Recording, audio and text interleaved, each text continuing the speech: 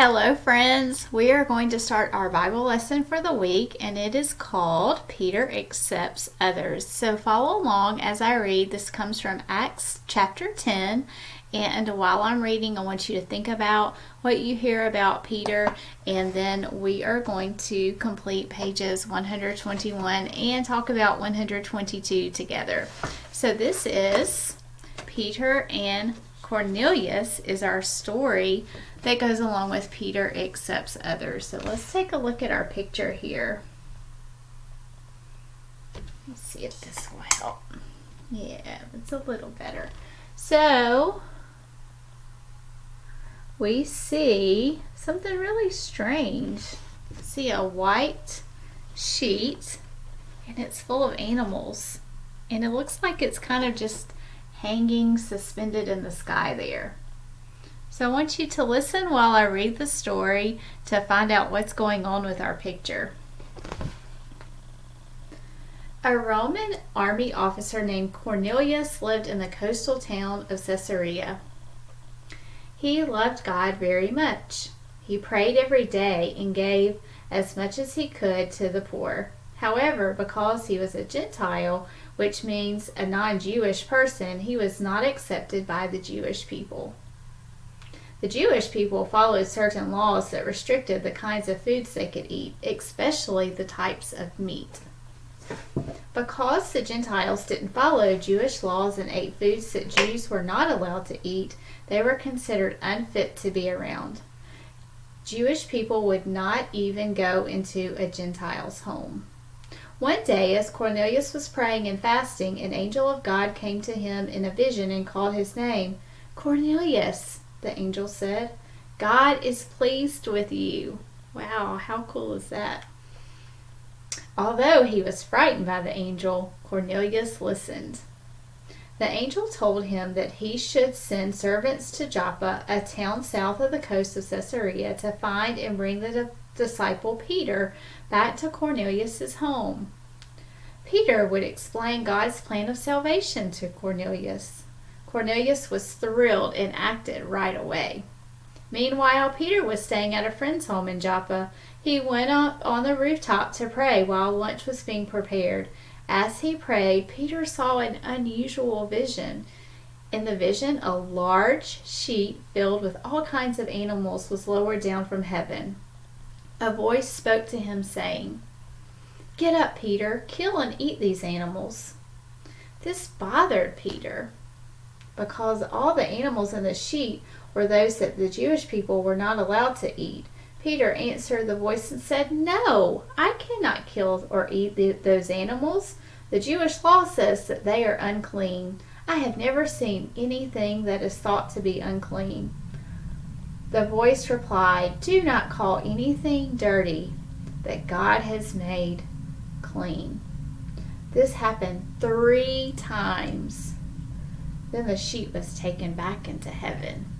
So this picture is the vision that Peter had. Peter was confused by the strange vision. Just then Cornelius' servants arrived at the home where Peter was staying. The servants explained who they were and that their master had seen an angel. The angel told Cornelius to send for Peter. Peter finally understood the meaning of the vision. God wanted the Gentiles to hear the message of salvation too. Peter gladly went with the servants. When they arrived in Caesarea, Cornelius fell down and began to worship Peter. Peter corrected him, letting Cornelius know that he was just a human being and Jesus was the one he should worship. Peter explained to Cornelius and his family that God did not treat one person better than another. God loved all people, no matter what their nationality or family background. Peter told them that Jesus died on the cross for all people. Anyone who believes in Jesus receives forgiveness of sins and everlasting or eternal life through his name. The Holy Spirit filled the Gentile believers in Cornelius' home, and later they were baptized.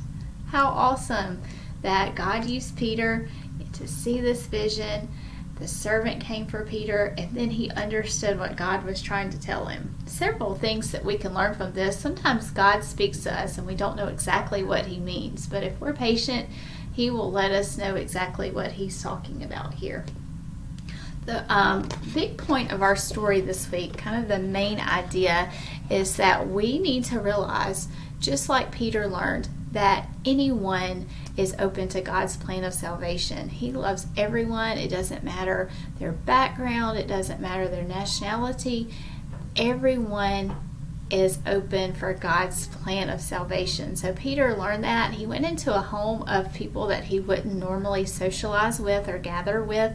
So it wasn't really on his radar to share God's story with them, but God presented that opportunity to Peter. So I really want us to think about when you guys start moving around again and going to baseball and softball practices or to a friend's house and you're meeting new people, I want you to think about that God's plan is for everyone. Even if it's someone that doesn't look like you or act like you, they need to hear God's plan of salvation. So our actions that we do and the words that come out of our mouth make people curious. They want to know more when they see God in us. So it's really important that we set that example for others like Peter did, and that we're open when we feel the Holy Spirit nudge us to talk to someone about him. We stop and pray. We ask the Holy Spirit to be our helper, give us some courage to talk to those people. Peter went into a home of strangers. So if Peter can do that, what an awesome example for us that we can do that too, to share God's plan of salvation with other people. Go ahead and take out page 121 and let's answer some questions together about our story today. Before we start on our page, let's take a look at our verse. 1 John 3:23. And this is his command, to believe in the name of his Son, Jesus Christ, and to love one another as he has commanded us. All right, on page 121. In each of the spaces, write a small phrase indicating what happened in the Bible truth from Acts 10. Cornelius, a man who loved God, saw. So think back to the story. What did Cornelius see? Cornelius saw an angel who told him to think back, what did the angel tell Cornelius? So the angel told him to send servants to get Peter.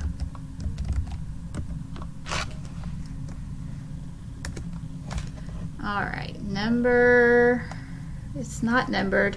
Let's take a look at our left blue box there. Meanwhile, Peter went to the rooftop where he saw, now remember what he saw? We saw that picture there. He saw a vision of a sheet with all kinds of animals. There we go. Oh, I need to slow down. All right, there we go.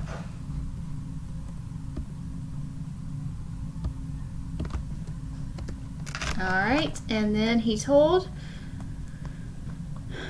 was told to no longer call dirty what God had made clean.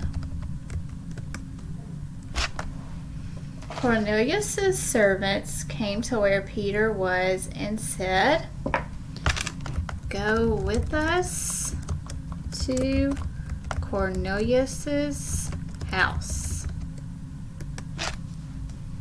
And the last one, Peter went with them to Cornelius' house where he told them about Jesus, and they all received the Holy Spirit. I want us to really think about how that's worded there. It says they all received the Holy Spirit. How awesome that a whole household received the Holy Spirit because Peter obeyed. So that's something that we should think about too when we're sharing the plan of salvation with our friends. Now read Acts 10:34 and 35 and write in your own words what Peter shared at Cornelius' house. So we know if we think back to the story, those verses were in our story, that Peter realized that the gospel was for everyone. So we're going to write that. Peter realized that the gospel was for everyone. Not just someone who looked like him and acted like him, for everyone. And that is our big takeaway this week, is that God's plan of salvation, the gospel, is for everyone that we meet, so that we should be ready to share the gospel with others. Now I want you to flip to the back to take a look at page 122. This is a really fun activity that you're going to do on your own with someone at home. You're going to complete the information chart about yourself, and it says your classmate. Unfortunately, we can't do that, so find a family member to complete that, and you're going to fill out God made me, and the person in your home will fill out God made you. And then you're going to compare yourselves. Number 2, you're going to write how you are alike. You are going to write how you are different on number 3. And then on number 4, they want you to take a look at the word favoritism. Now, I know that I see that base word or root word favorite there. And we're going to write favoritism refers to when you treat a person or a group better than others. And we know that the Bible tells us that God doesn't show favoritism, and that we should not either. We should treat everyone the same. I'm sure you've heard the phrase, treat others how you want to be treated. So that kind of goes along with that. So for number 4, when you write the definition for favoritism, it's right here on the screen for you. So I hope you have fun with this activity of kind of comparing and contrasting yourself with someone in your home, just to remind you that we're all different, but God loves us all the same. I hope you guys have a great Tuesday, and I'll see you again on Thursday to talk more about Peter and Cornelius.